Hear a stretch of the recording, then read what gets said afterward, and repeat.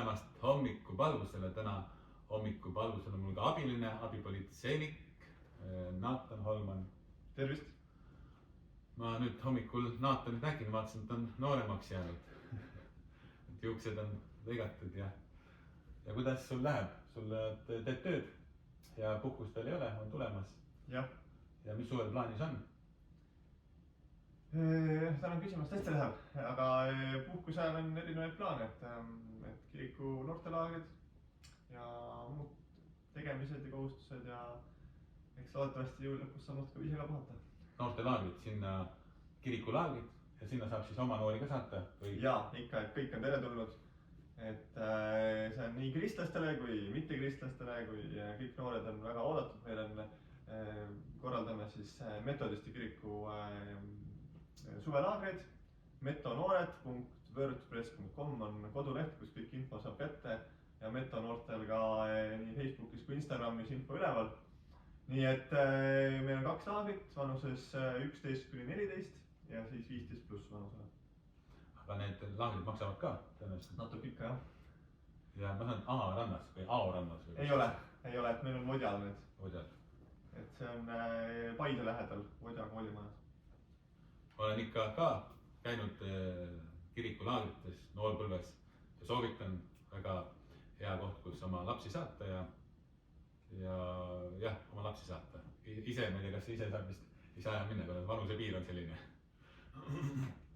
Jah, meil suurte jaoks on juba sellised laagrid, suuremad konverentsid ja.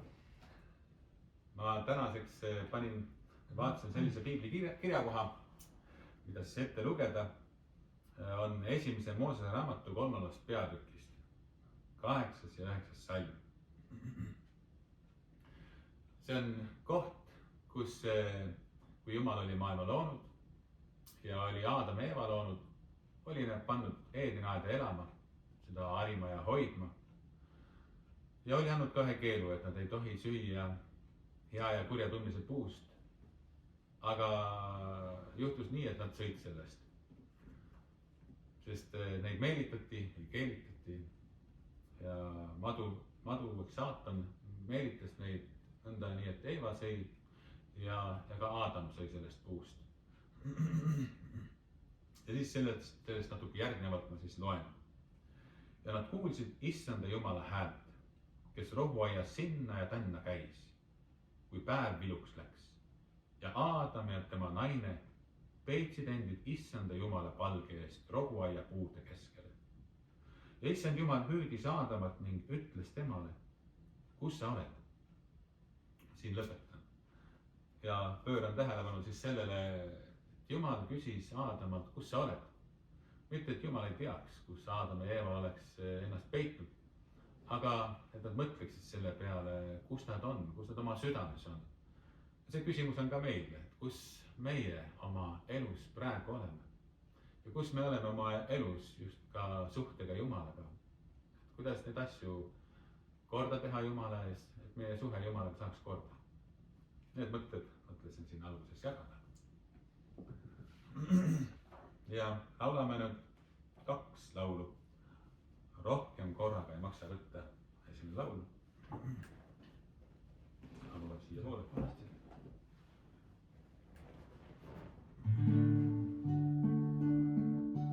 Rohkem korraga ei maksa võtta, kuid üks päev, üks ainus silmapill. Olen õnnelik, ei ta mind jätta, kõikjal saadab mind ta armupill. Tahan tõotanud ikka muret kanda, igal ajal oma laste ees. Lubab kõik, mis vaja mulle anda, ta võib päästa iga häda ees.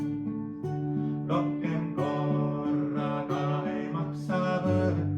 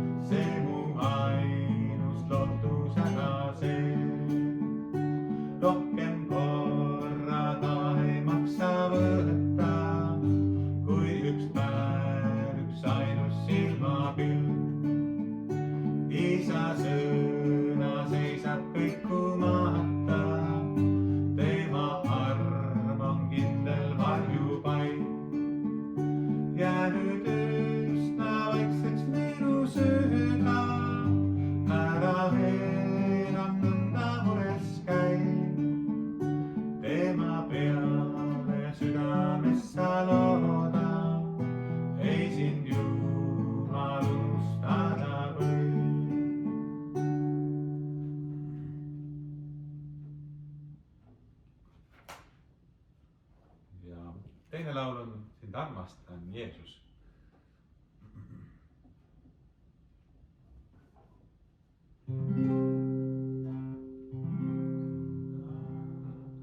Sind armastan Jeesus ja sulle ma jään. Sind maailma rõõmudest rohkemaks pean. Mu taevalik päästja, mu kuningas ka. Kui keegi mul kallis, siis Jeesus küll saab. Sind armastan elus ja surmaski veel. Nii kaua kui hingan sind kiitkuge. Ja astudes korguve soosistan ma. Kui keegi mul kallis, siis Jeesus küll saab. Su kirkuse riigis, kus võidutseb õnn. Sind armastan rohkem, kui suudaksin siin. Seal kingin mul krooni, seal laulan vaid ma. Kui keegi mul kallis, siis Jeesus küll saab.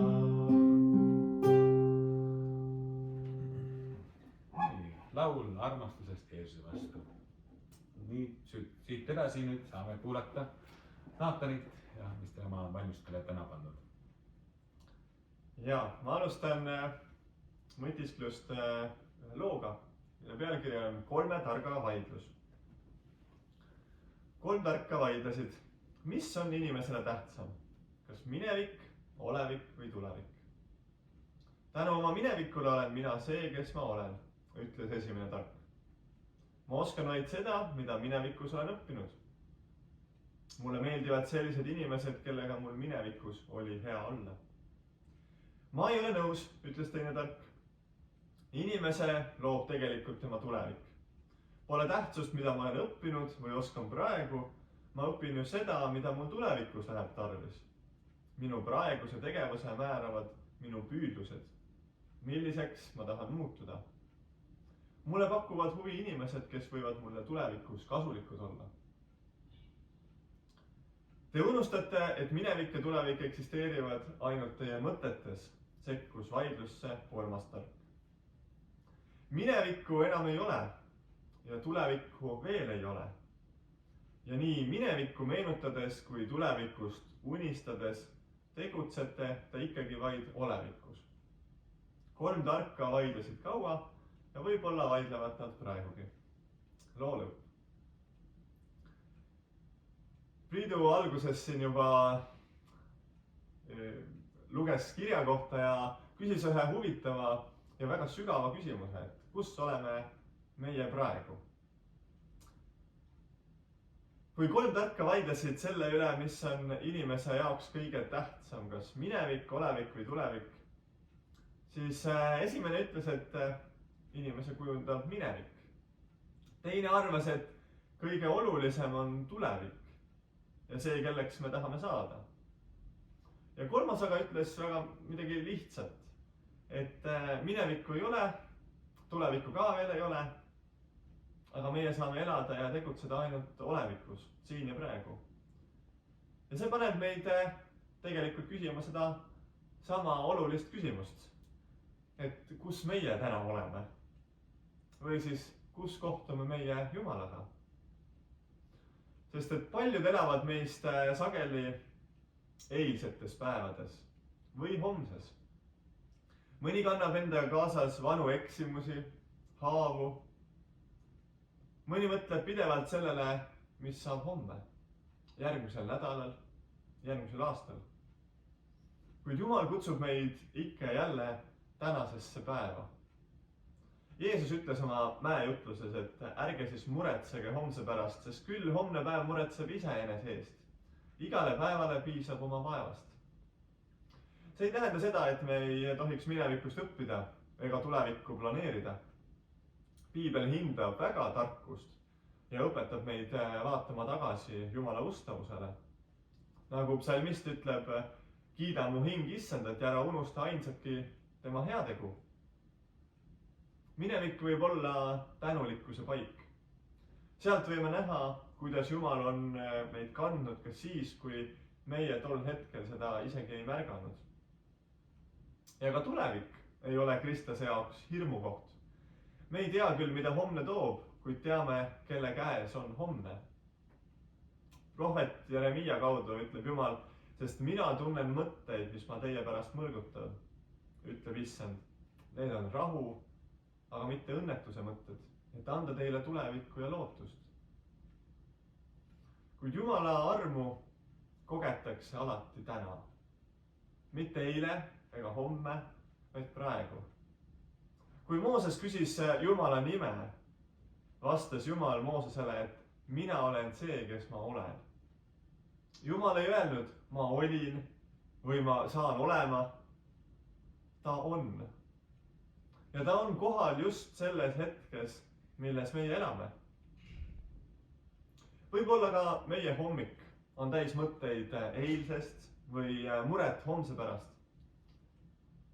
Aga võib-olla kutsub Jumal meid täna lihtsalt usaldama, astuma ühe sammu, tegema ühe heateo, ütlema ühe julgustava sõna, palvetama ühe siira palve. Just tänases päevas saame armastada ligimest. Just täna saame andestada.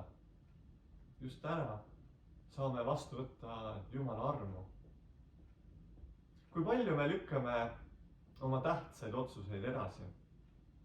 Üks inimene küsis kunagi, et miks ma pean praegu Jumala oma ellu vastu võtma. Ma võin seda teha ju vahetult enne oma surma. Aga murekoht seisneb selles, et me keegi ei tea, kuidas ja mil viisil surm meile tuleb. Kas see on äkitselt või on see pikalt oodatud?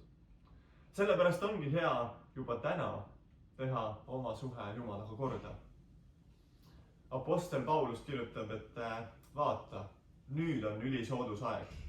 Vaata, nüüd on päästepäev. Seega kristlik elu ei sünni minevikus ega tulevikus. See sünnib iga päev uuesti. Selles hetkes, kus meie avame oma südame Jeesusele. Aamen. Aamen. Tänan, Naatan, selle jutluse ja mõtete eest. Nüüd saame laulda veel laulu. Oma rahu annan teile. Issand annab oma rahu. Ja laulame selles sõnades välja.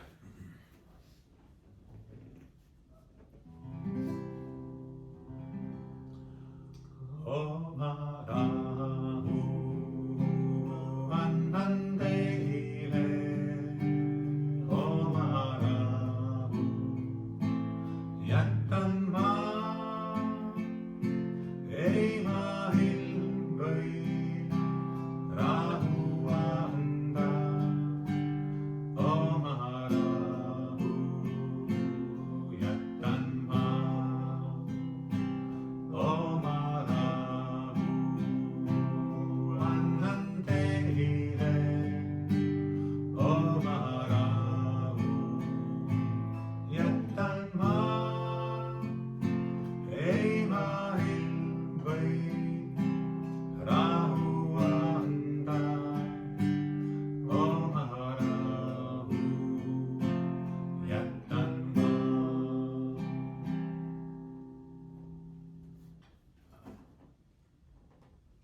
Nüüd edasi jääme palvesse, palume Jeesus enda antud palve, meie ise palve. Meie isa, kes sa oled taevas, pühitsetud olgu sinu nimi.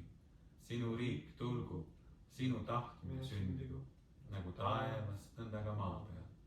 Meie igapäevast leiba anna meile tänapäev ja anna meile andeks meie võlad, nagu meiegi andeks anname oma võlglastele. Ja ära saada meid kiusatusse, vaid päästa meid ära kurjast, sest sinu päralt on riik ja vägi ja au igavesti. Aamen. Ja ma annan edasi Jumala õnnistuse. issand, ennistagu meid ja hoidku meid. issand, lasku oma pale paista meie peale ja olgu meile armuline. issand, tõstku oma pale meie üle ja andku meile oma rahu Jumala, Isa, Poja ja Pühavaimu nimel. Aamen.